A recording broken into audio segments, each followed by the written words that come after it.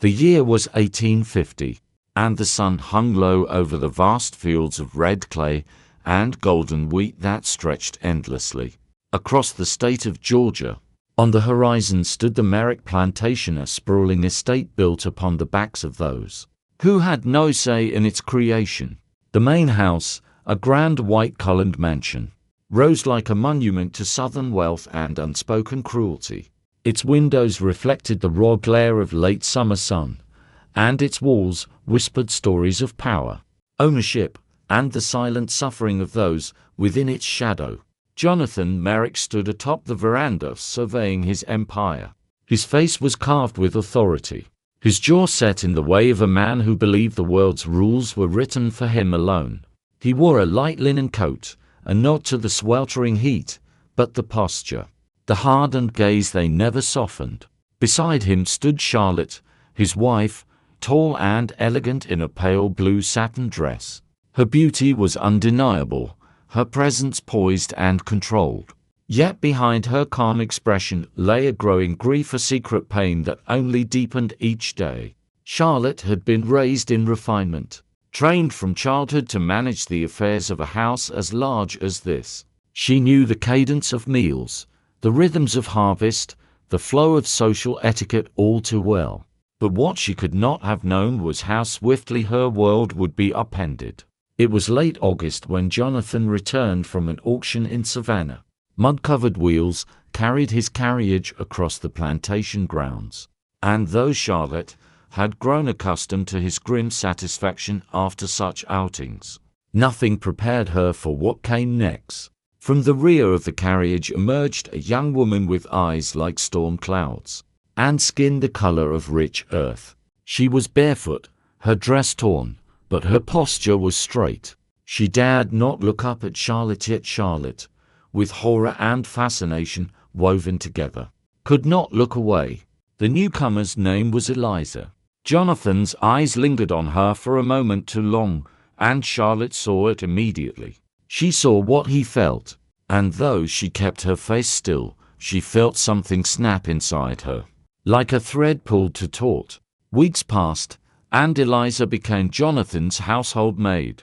Charlotte observed quietly, watching Eliza's careful, silent movements. She watched how the young woman carried herself with the grace of someone who had not yet surrendered to the weight of chains. She saw how, despite her fear, her eyes held something else: defiance, intelligence, a spark that refused to be stamped out. Charlotte found herself drawn to Eliza, though she tried to hide it. Late at night, she lingered at the edge of the kitchen, watching Eliza whisper stories to the younger slaves, stories of dreams and far-off places. Charlotte pretended not to hear, but every word carved itself into her heart. She, too, had been promised a different life. She, too, had believed in dreams once. Then, one evening, Jonathan summoned Eliza to his study. The door closed, and the house fell silent. Charlotte lay awake that night, staring at the ceiling. She knew. Everyone in the house knew. The whispers passed in the dark. The master had chosen a new favorite. Charlotte clenched the sheets in her fists and felt the cold sting of humiliation wash over her. She did not cry. She did not call out. She simply stood, went to the window, and watched the moon rise over the fields. Days turned into weeks. Jonathan's visits to Eliza became more frequent, and soon he began to neglect his own wife entirely. The meals taken alone, the nights where she waited in an empty bed, the nights where she pretended not to hear. Then came the moment that would change everything. Jonathan announced that Eliza would no longer serve as a maid. She would live in the house as his companion, his wife in all but name. And Charlotte, to the shock of the household, was given the humiliation of being moved from the master's quarters into the servants' wing. The announcement hit Charlotte like a blow, but the moment she saw Eliza's face, stricken, startled, and desperate, she realized that they both were prisoners of this house in different ways. Charlotte's rage burned hot, but her sorrow ran deeper. She walked to her new room in silence. No tears, no screaming, only a storm building slowly behind her eyes. Yet in the days that followed, something impossible happened. Eliza sought her out. It was late one night, and Charlotte sat by the fire, staring into the flames. She heard footsteps behind her and turned. Eliza stood at the doorway, her hands trembling. "I did not ask for this," she whispered. "I would give anything to undo it." Charlotte looked at her for a long time, searching her face. And something in Eliza's voice, its honesty, its pain, broke through the bitterness. Charlotte set her jaw, then slowly nodded for Eliza to sit. That night, they spoke for hours. Eliza told her story. Born in the Carolinas, sold as a child. She spoke of her mother, who had taught her letters in secret. She spoke of Jonathan, how she had been chosen, lifted into his house, but held in invisible chains. "He believes he owns me," she said, voice breaking, "but I belong to no one." Charlotte felt something shift inside her. She saw Eliza not as a rival, but as another woman trapped, longing, surviving the only way she could. And in that shared sorrow, a spark of trust was born. Weeks passed. The women grew closer.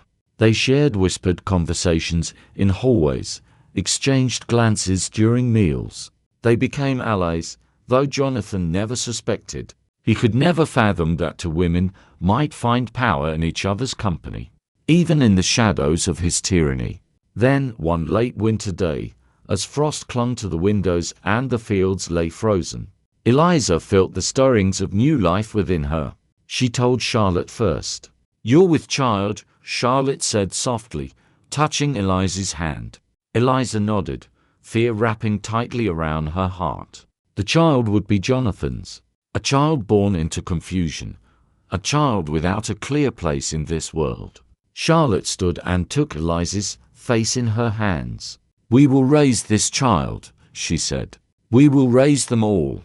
It was the first time she had said "we," and Eliza felt tears prick her eyes. The alliance was no longer whispered. It was spoken real. A bond made not just of circumstance, but of choice. Months passed.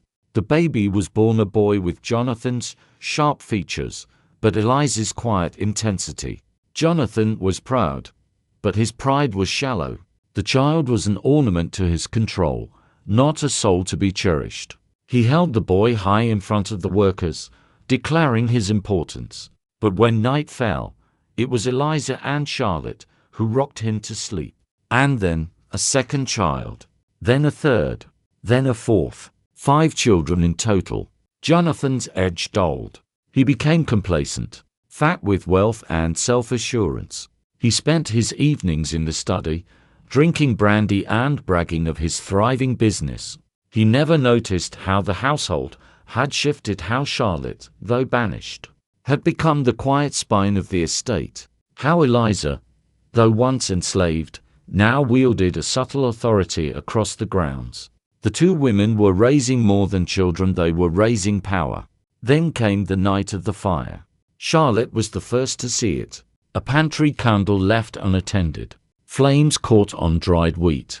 The servants rushed to put it out, the air thick with smoke. Jonathan stumbled drunkenly from his study, yelling orders that no one heard.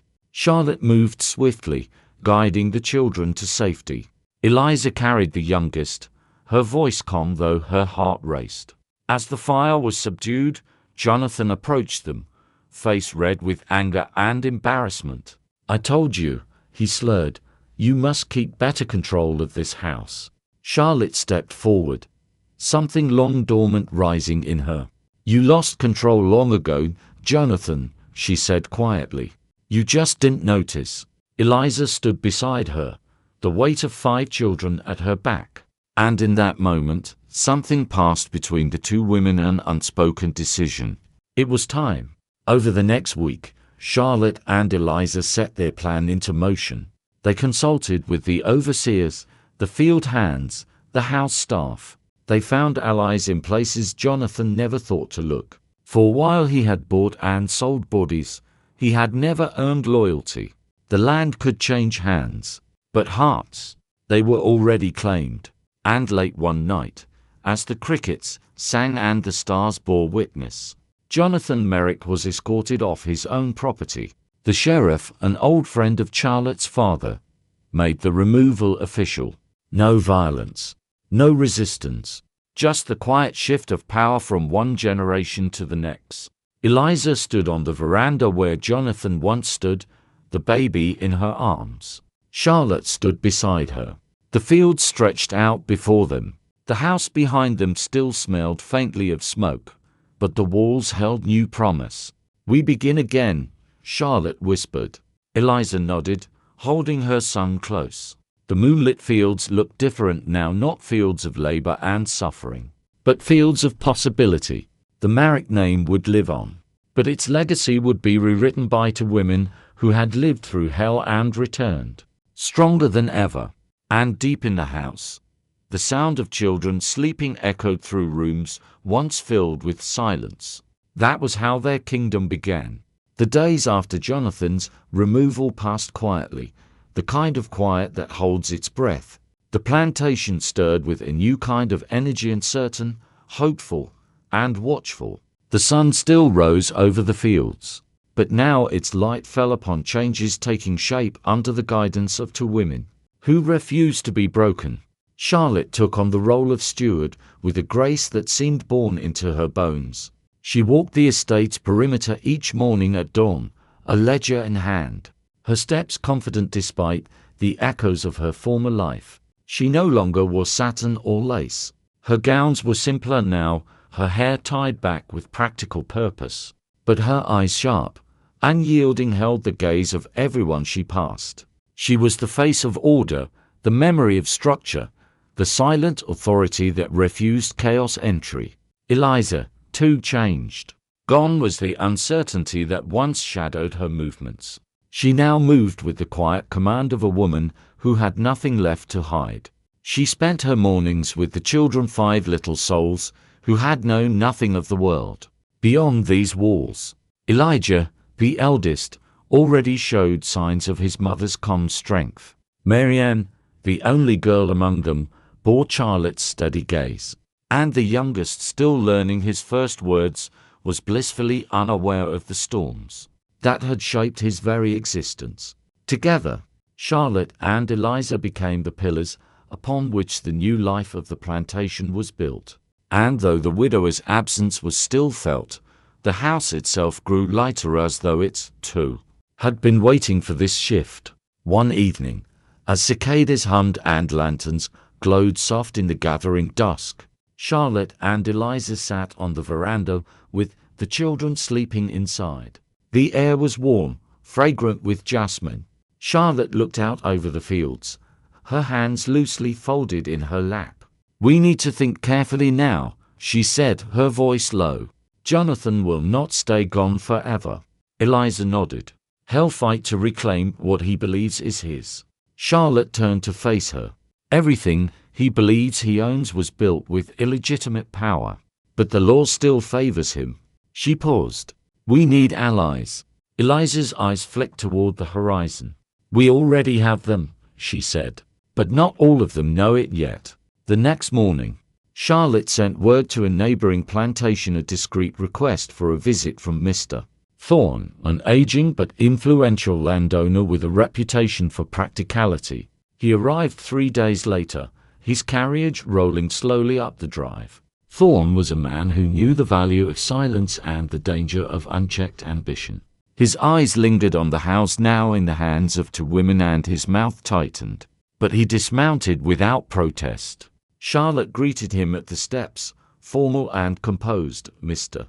Thorne," she said, "thank you for coming." "You've made quite the stir in the county," Thorne said, adjusting his coat. His gaze swept over her shoulder just long enough to catch sight of Eliza standing in the doorway. Charlotte didn't flinch. "Times are changing," she replied. "We intend to direct that change, not be swallowed by it." Thorne drew closer, his voice lowering. "Jonathan is humiliating himself in Savannah. Has sold off parts of his holdings.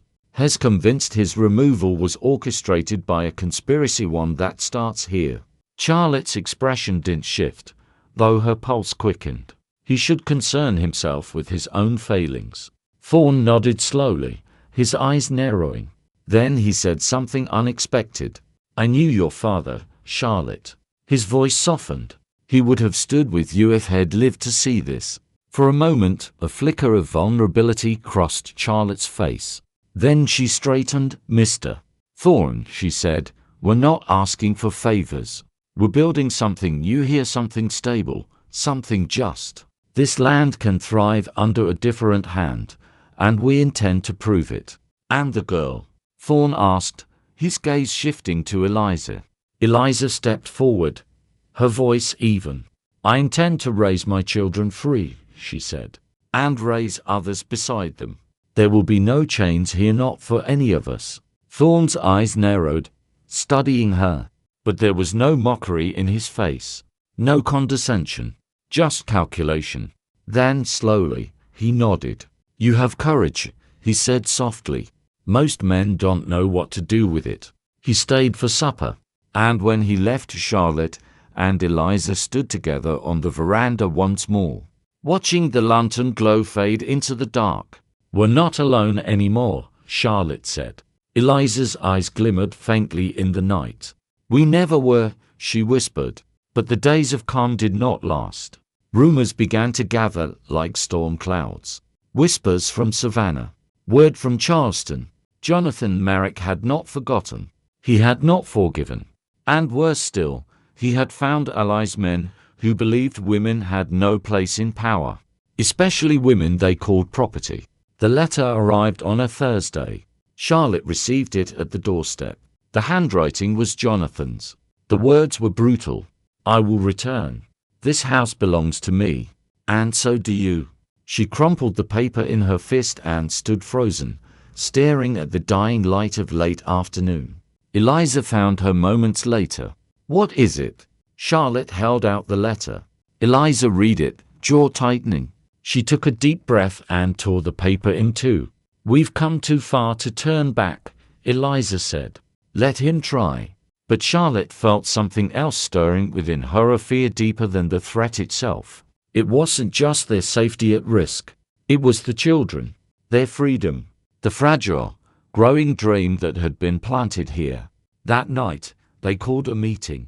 In the lantern-lit parlor, workers from the fields and the housemen and women, free and enslaved, gathered quietly. The room was filled with fear, with hope, with something ancient stirring. Charlotte stood at the front. "Jonathan intends to reclaim this place," she said. "But this is no longer his home. It is yours, ours, and we must stand together if we're to defend it." A murmur passed through the room. Eliza stepped forward. "None of us were born free," she said. "But we can make freedom here. For ourselves. For our children. We don't have to run. We can stay, and we can change everything." A man named Abel stepped forward, a field hand who had been born on the plantation.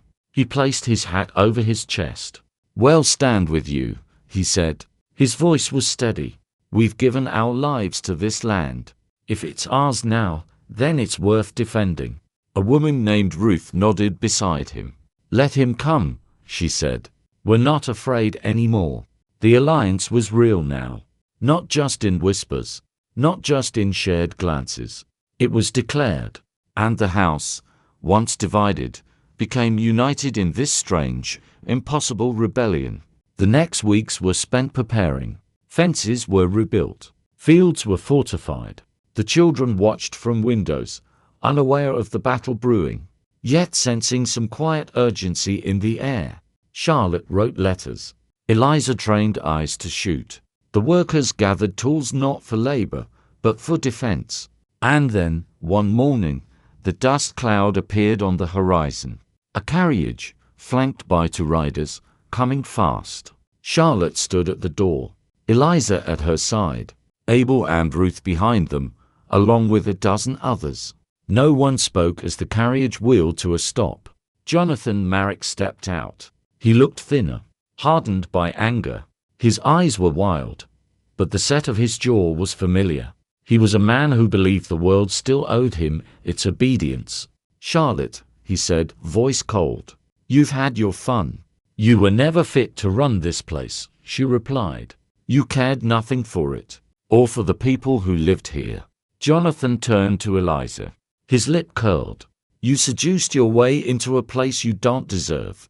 Eliza said nothing. She stood straight, the wind tugging gently at the hem of her gown. Jonathan stepped closer, eyes narrowing. Give me back what's mine. No, Charlotte said. Jonathan laughed bitterly. You forget yourself, wife. You forget your place. Charlotte's voice did not rise. I remember it too well, she said. But I found something better. Jonathan's face twisted. He lunged forward. Abel stepped between them. Jonathan stopped. His eyes moved from Abel to Ruth, to the men and women gathered behind them, silent, steady. Many had worked under him. He had ordered their beatings, bought and sold their children, ignored their names. Now they stood, weapons in hand, eyes unflinching. Get off my land, Charlotte said. Jonathan's chest rose and fell. For a flicker of a moment, he saw the truth. He was outnumbered, outmatched. The world he had taken for granted was gone. But pride would not let him surrender. You will regret this, he spat. He turned sharply, climbed back into the carriage. The horses lurched, the wheels turned, and soon the dust swallowed him whole. It was done. But something had shifted in all of them. A line had been crossed, and there was no going back. That night, the plantation was silent. Even the cicadas held their song. Eliza stood at the window, watching the moonlight fall over the fields. He'll be back, she whispered. Charlotte stood beside her. We'll be ready. They looked at each other, their alliance now deeper, forged by defiance, not just sorrow. Eliza rested her hand over her stomach. A new life stirred beneath her skin. He won't get this child, she said. Charlotte placed her hand over Eliza's. Or any of them. The children stirred in the next room, dreaming dreams of a world they did not yet understand. A world that was shaping itself around them, one choice at a time. The house, once the seat of a slave trader's empire, now belonged to women who were learning to rule.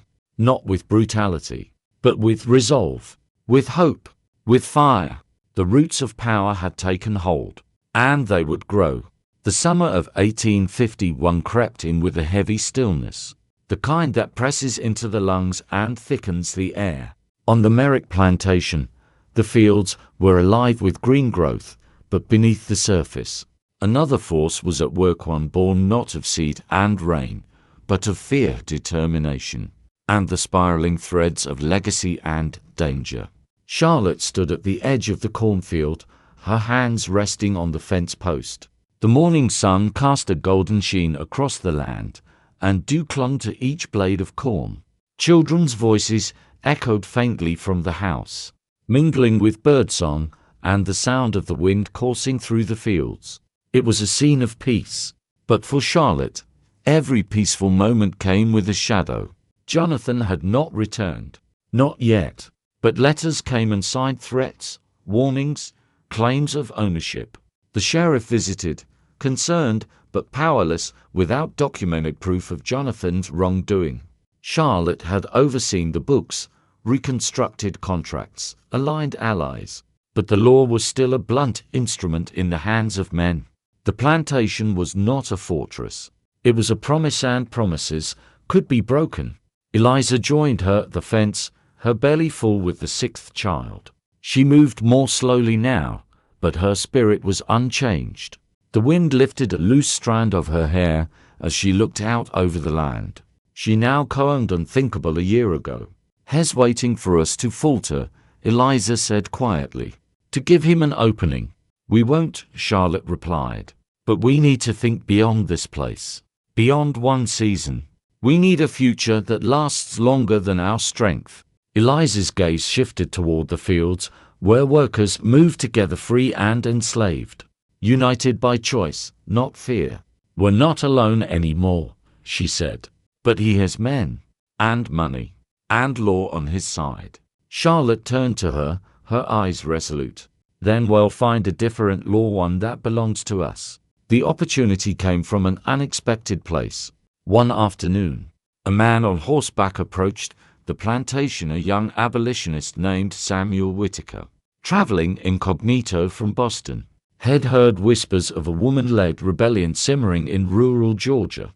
Curious, unbelieving it was more myth than truth, had come to see for himself. He was met with surprise. Charlotte welcomed him with measured caution. Samuel's eyes took in the house, the fields, the workers, and then finally the sight of Eliza standing comfortably in plain sight, speaking with Charlotte as though they were equals. "This isn't a rebellion," Charlotte said as she poured him tea on the veranda. "It's a home." Samuel took a long sip and set the cup down. "A home that exists outside the law," he said. "That makes it a revolution." Neither woman contradicted him. Word traveled, quietly at first, then in waves. Northern newspapers published anonymous accounts of a Georgia plantation run by former slaves and women of influence. A seed had been planted in the nation's consciousness, but seeds could be dangerous if the wrong hands found them. Yet the story had a strange effect. Eliza began receiving letters, first a trickle, then a steady stream. Some from enslaved women seeking help, some from free black families looking for work, a few from white abolitionists hoping to aid the cause. They came cautiously, carefully, sometimes at night. The Merrick plantation was becoming something new, a sanctuary. But every game brought risk. One night in August, the sky was split by lightning, but the storm never came. A fire flickered in the woods, then another. Abel burst into the house, sweat glistening on his brow. "They're here," he said. "Jonathan's men. They're in the North Grove." Charlotte was at the window in an instant. Eliza's heart raced, her hand instinctively going to her swelling belly. Charlotte's face went still. "Get the children," she said.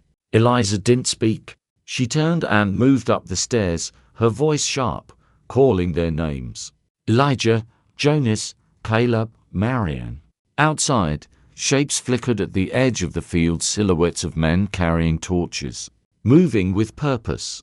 The sky was orange with reflected firelight.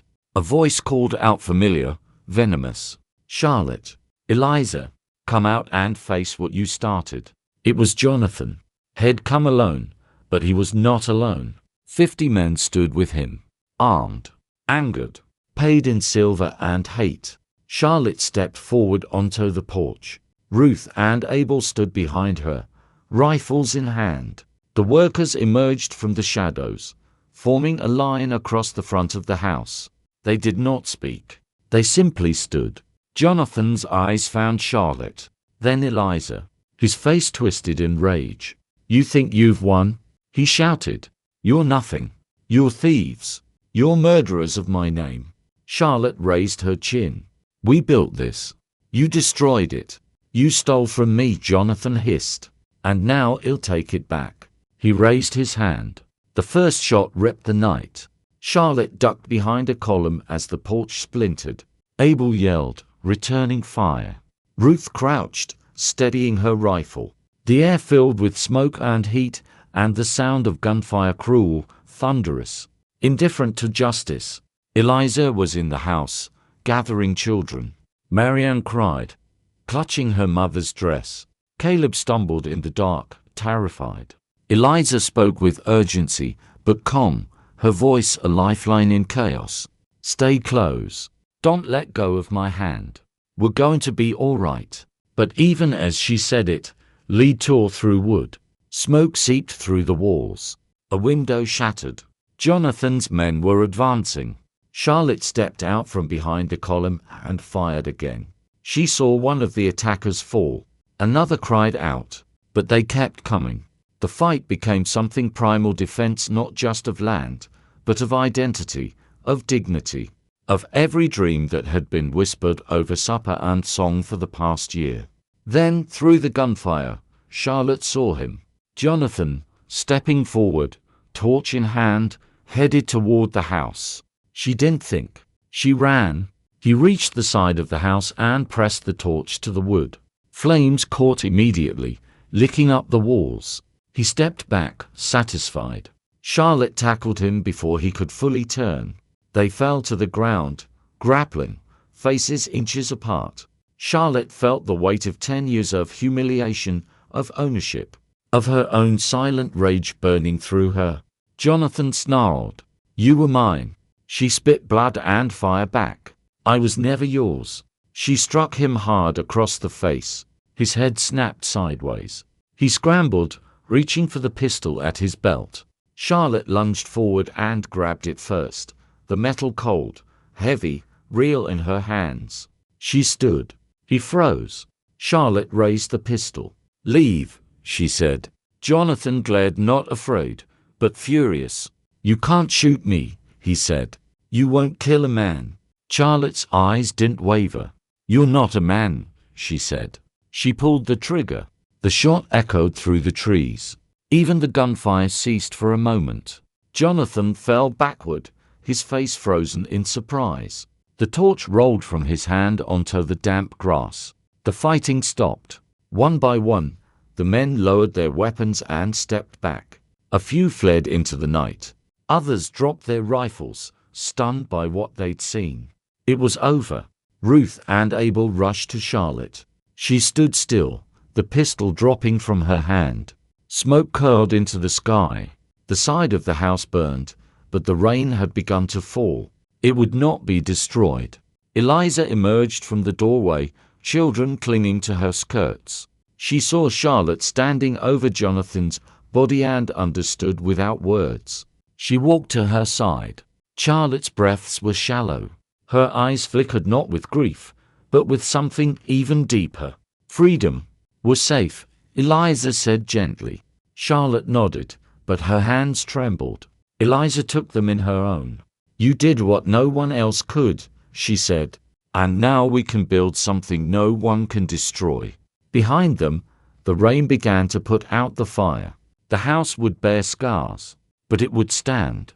And so would they. The next morning, the plantation was quiet. Jonathan's body was buried behind the fields beneath an old oak tree. No ceremony, no marker. The workers gathered in the yard, watching the sun rise. Children played. The air was heavy, but somehow it felt lighter. Charlotte and Eliza stood together. They said nothing. They didn't need to. The blood had been spilled. The fight had been fought. Now there was only the soil left, and the future they would grow from it. The years passed quietly, but not without rhythm. The Merrick plantation became known by a different name. Willow Haven. The old sign that once bore Jonathan's name was taken down, burned, and buried. In its place, a wooden marker hand-carved by the same hands that once worked the fields rose from the earth, etched with the words, "Willow Haven -1851, a home for all who choose it." The soil beneath that sign held more than seeds and memory. It held revolution.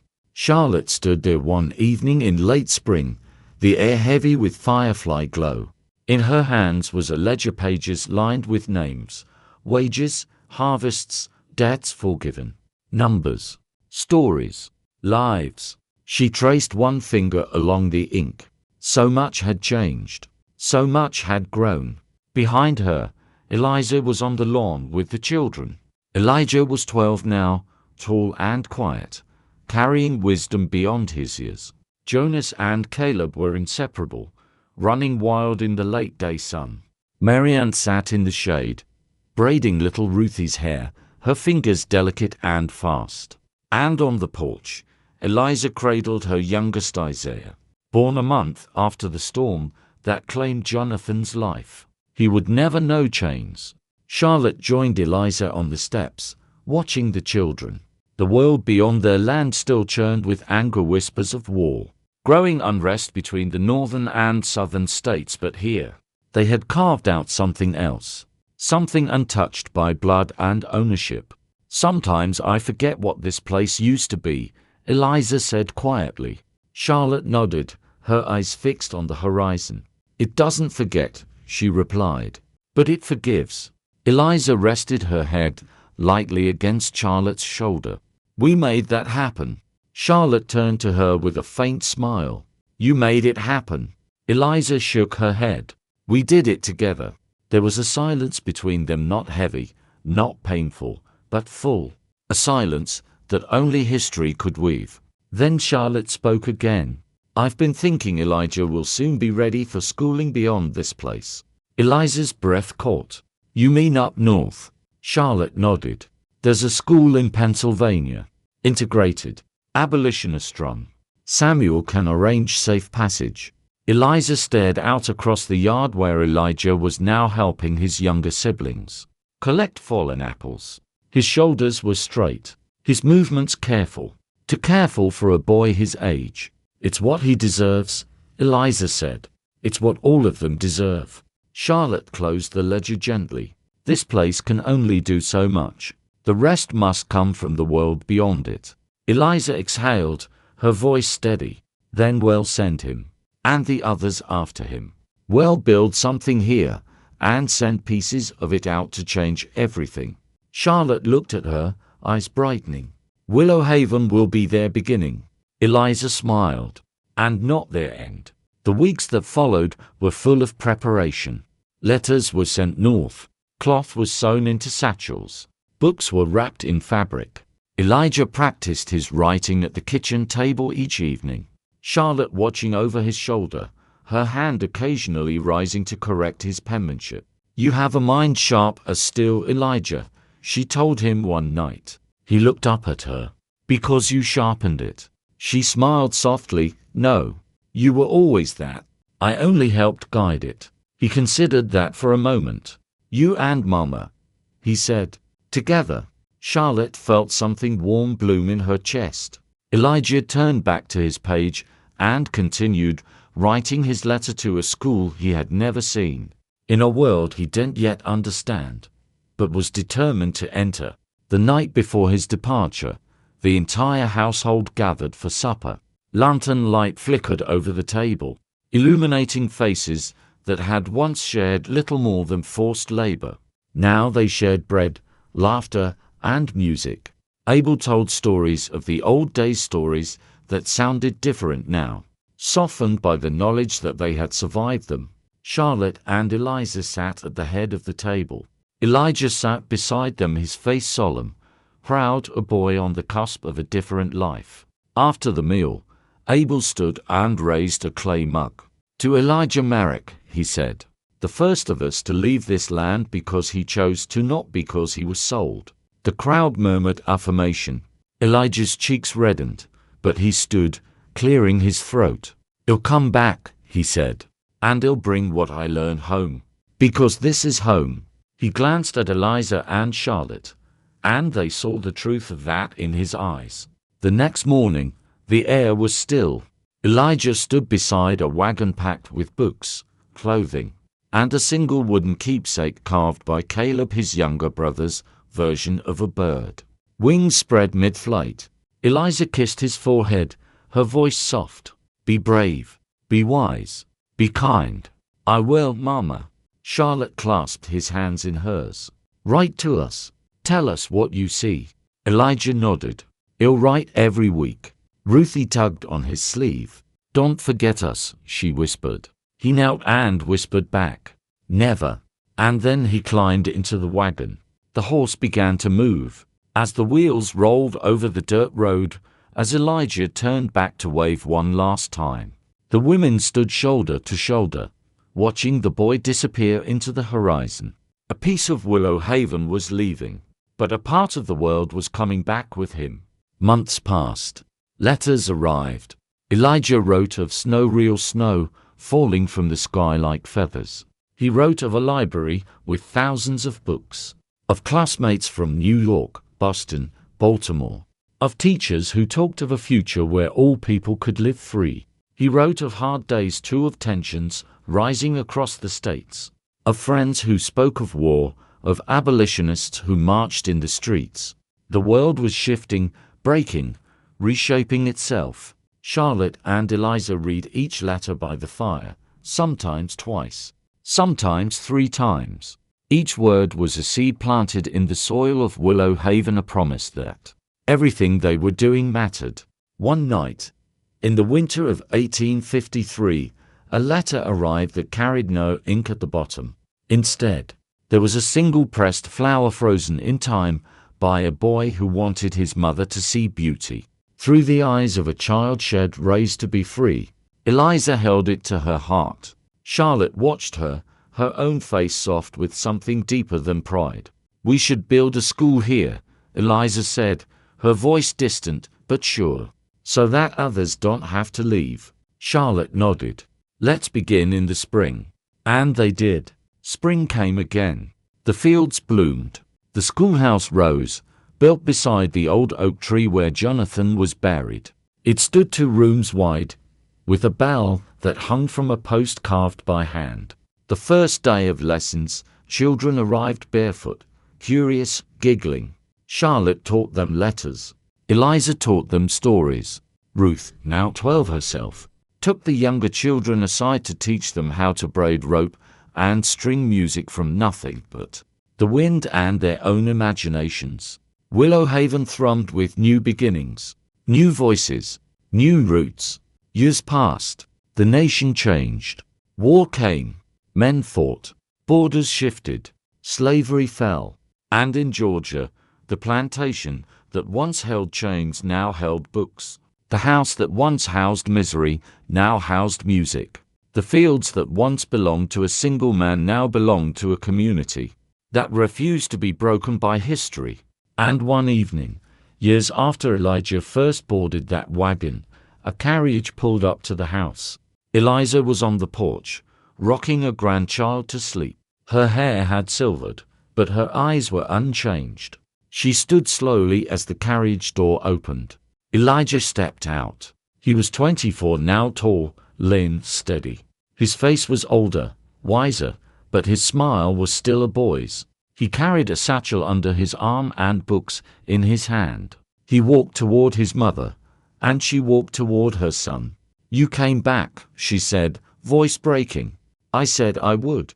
Charlotte appeared behind her, and Elijah greeted her not with words, but with an embrace. She closed her eyes and held him tight. "You've built something," he said when she stepped back. "So have you," she replied. He looked out over the land, where the schoolhouse stood, where children played under the oak, where the past lay quiet under the ground, and the future blossomed above it. There was no grand celebration, no fireworks, just the quiet hum of a living land, a place reborn. Elijah turned to the women who had raised him, the women who had changed everything. "It's time to tell the story," he said. Eliza's voice was gentle. "Whose story?" "Ours," he said. "All of ours. And the world needs to hear it." Charlotte's lips curved. "Then let's begin." And as night fell over Willow Haven, the wind carried whispers across the fields, not of chains, but of legacy. Not of fear, but of promise. A new dawn had risen in Georgia, a dawn born from fire, forged in sisterhood, sustained by love, and it would not fade.